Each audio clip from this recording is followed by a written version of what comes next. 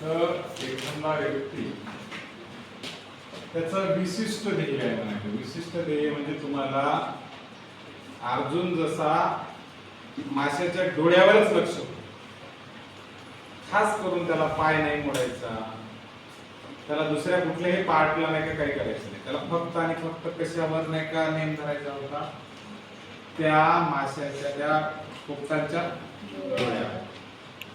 बाकी गोष्टीवर आहे का लक्ष? हे निष्ठे माणसं तसेच तुमच्या डोक्यामध्ये ठरवलं की मला ही गोष्ट करायची आहे, फक्त आणि फक्त त्या गोष्टीला मिळवण्याच्या अनुषंगाने तुम्ही काम जर करत असाल तर तुम्ही ध्येयनिष्ठ व्यक्ती आहात. ध्येयनिष्ठ व्यक्ती कुठला? जो व्यक्ती फक्त आणि फक्त असं जे मिळवायचं त्याच्यामध्ये काय काय क्रिया करावं लागतात त्याच्यावर त्याला म्हणतात लक्ष द्यायला सगळ्यांचं. ओके. दुसरा शब्द येतो नखशिखांत. नखशिखांत. नखशिखांत. नखशिखांत म्हणजे काय?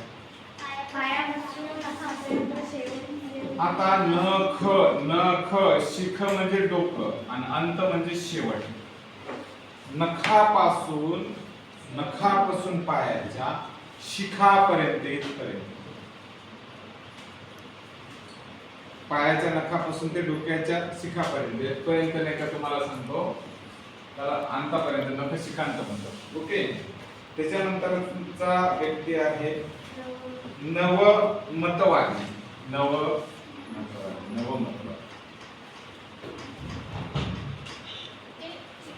नवमतवादी म्हणजे काय?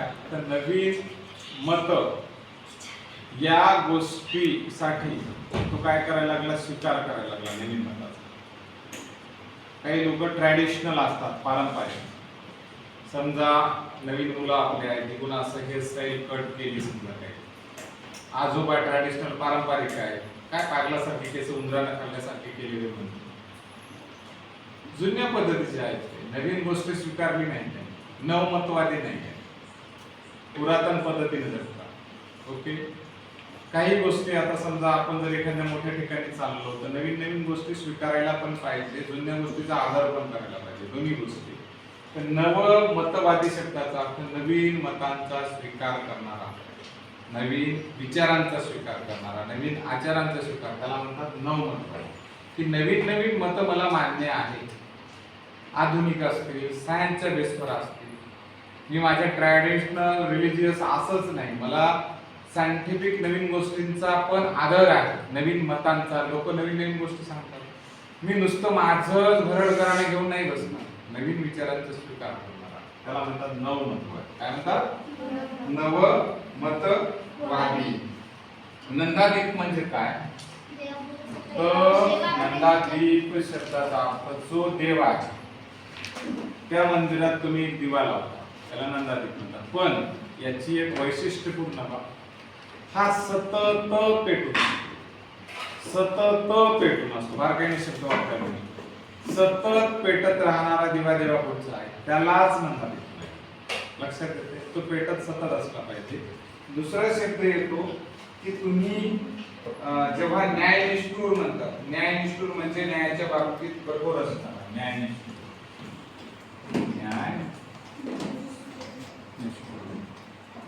आपल्याला न्याय करत असताना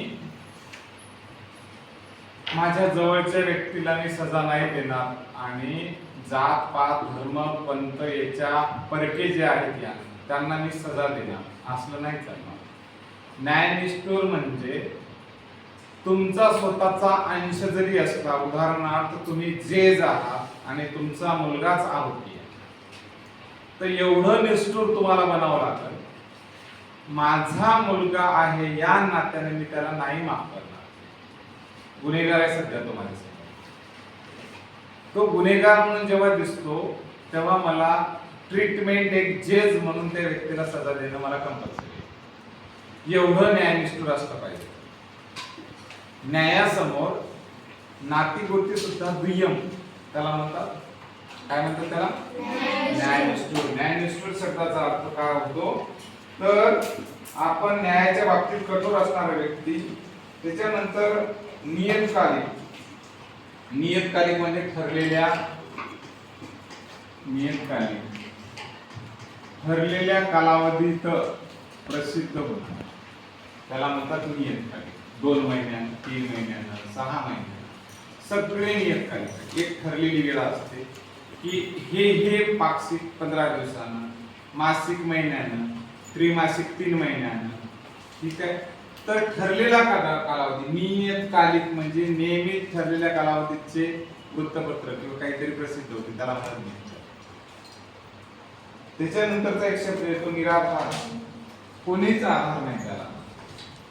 निराधार शब्दाचा अर्थ आता सरकारने निराधार योजना आणली तर ज्याला मुलं बाळ पोसायला नाही आहेत अशा व्यक्तींसाठी सरकारने निराधार योजना म्हणजे मुलगा नाही, मुलगी नाही, आधार देणारा कोणीच नाही त्यांना.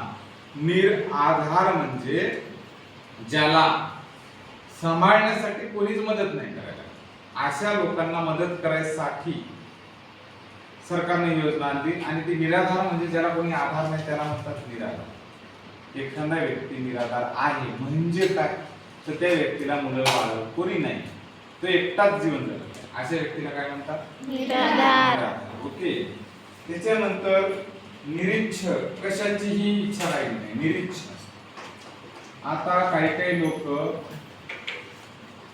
समजा काही जीवनात चांगला प्रसंग, वाईट प्रसंग घडला तर निरीच्छ होतात. पुन्हा आयुष्यात त्यांच्या चांगल्या गोष्टी झाल्या तरी त्यांची इच्छा होत. उदाहरणार्थ तुम्हाला सकाळी सकाळी मम्मीनं आणलं, झपके दिले. आता नंतर 5-10 मिनिटाच्या नंतर बाबा तुम्हाला म्हणायला लागले की बाळा हे गेला नाही पाहिजे, मला मनातली इच्छा नाही. निरीच्छाचा अर्थ एखाद्या घटनेमुळे तुमच्यासोबत काहीतरी घडलं की तुम्हाला पुन्हा जगभरातल्या चांगल्या गोष्टी सुद्धा बघणं होत नाहीये. ती निरीच्छा म्हणजे आता इच्छा नाही राहिली, माझं मन त्या गोष्टीकडे कलच नाही आहे, इच्छाच नाही आहे, संपलं. ही इच्छा नसल्यावर काही प्रश्न आहे का? कधी कधी अभ्यासाच्या बाबतीत तुम्हाला म्हणजे काही जणांची आवडच नसते म्हणून इच्छा तयार होते, पण काही जणांनी एवढा अभ्यास करून बसलेला असते ते वाचताना त्याला आता इच्छाच होत नाही की हे सगळं मला माहिती आहे. त्याला म्हणतात निरीच्छा. काय म्हणायचं? निरीच्छा. 2 पद्धती. त्याच्यानंतरचा शब्द येतो निरुद्योगी. निरुद्योगी म्हणजे काय? निरुद्योगी म्हणजे काम काहीच करायचं नाही. काय म्हणली बाळा तू? काहीही काम न करता आळसात काढणं. याचा नातं जर असं आळसा सोबत लावा. आळसा सोबत काम तर काही करायचंच नाही पण प्रेम आळसावर आहे. निरुद्योगी मुकाट बसायचं आणि नेहमी कधी जांभळ्या देणं, झोप घेणं, चल कुठं म्हणलं नको न जाऊ दे, आराम करू. असले व्यक्ती निरुद्योगी राहतात. उद्योग काहीच करायचं नाही. उद्योग हे प्रगती करण्यासाठी, पण आम्हाला प्रगती काहीच करायचं नाही, आमचं प्रेमच आळसा, त्याच्यामुळे आम्ही उद्योग काही करणार नाही. अशा व्यक्तीला म्हणतात निरुद्योगी. काय म्हणतात? काही लोक निर्लज्ज असतात, लाजच नाही, नमुने भरपूर असतात. निर्लज्ज म्हणजे ज्याला लाज नसलेला. लाज म्हणजे लज्जा नावाची. आता याचा थोडासा सेट जर लक्षात घेतला, स्त्रियाचा अलंकार लाज आहे असं म्हणतात. माझं स्वतःच म्हणणं असं आहे की जर प्रथे परंपरेनं जगाव म्हणून तुम्ही तसंच त्या स्त्रीनं जगावं असं जर तुमचं म्हणणं असेल तर चुकीचं आहे की नाही? तुमच्या मनानं प्रथे पारंपरिक पद्धतीनं समजा जगतो म्हणलं त्यालाच लज्जा म्हणतात. तुमची लज्जा जर जुन्या परंपरेला चिटकून असेल, नवीन गोष्टी विकासच म्हणजे घेतच नसेल कोणती आताची पिढी, तर तुमच्या नजरेनं ती व्यक्ती निर्लज्ज बनायला. कारण त्या व्यक्तीनं काहीतरी नवीन कपडे घातले म्हणा, एखाद्या मुलीनं म्हणा.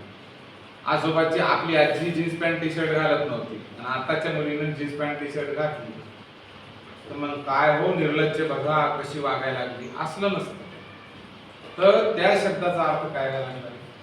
त्या शब्दाचा अर्थ व्हायला लागला की नववादी आहे, नवमतवादी, नवीन गोष्टीचा स्वीकार केला तिने म्हणजे निर्लज्ज नव्हे.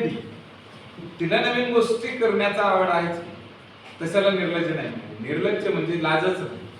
तुम्ही परंपरेच्या विरोधात नवीन गोष्ट केली ठीक आहे, पण जे नैतिक नाही, नैतिक नाही म्हणजे ज्याला समाजही मान्यता देत नाही, तुमचंही अंतःकरण मान्यता देत नाही, अशी गोष्ट जर करत असाल कोणती तुम्ही, तर त्याला म्हणतात निर्लज्ज माणूस. कोणती गोष्ट जे तुमच्या अंतःकरणाला तुमच्या भावानं करू वाटत नाही, तुमच्या बहिणीनं करू वाटत नाही, तुमच्या आईनं करू, अशी कृती जर तुम्ही करत असाल तर ते निर्लज्जपणा आहे. काय आहे ते? लक्षात यायला लागलं. परंपरा तोडणं म्हणजे निर्लज्जपणा नाही. परंपरा तोडणं म्हणजे निर्लज्जपणा नव्हे. म्हणजे आता जर एखाद्या हार्वर्ड युनिव्हर्सिटीत धोतर घालून गेला आपण शिकायला, तिथं टायकोट घालून एक नवीन पद्धतीचे नवीन विचारधारेचं, म्हणजे टायकोट घालायला तुम्हाला काही वाईट म्हणणार नाही, पण जी प्रोसेस आहे ती केली तर चांगली. आता मी समजा परंपरेद्वारे माझी आजी आजोबाच्या वरचे सगळे खानदान नाही का, पिढ्याने पिढ्या नाही का काय, मग तसं जर तुम्ही परंपरा पकडून बसतो म्हणलं तर आधी मानव तर पानच गुंडाळत होता कमराला, बरोबर आहे? परंपरेनुसार आधी मानव तर पानच गुंडाळत होता की नाही, मग आपण गुंडाळायची का आता परंपरा जोपासावं म्हणलं तर? नाही, नवीन गोष्टी स्वीकाराव्या लागतात. आपल्या आजोबांना पान गुंडाळले नाही, मग आपण जीन्स पॅन्ट टी शर्ट घालण्यात काही वाईट आहे का? किंवा त्याच्या पुढची जनरेशन जर कोट घालत असेल तर काही वाईट आहे का?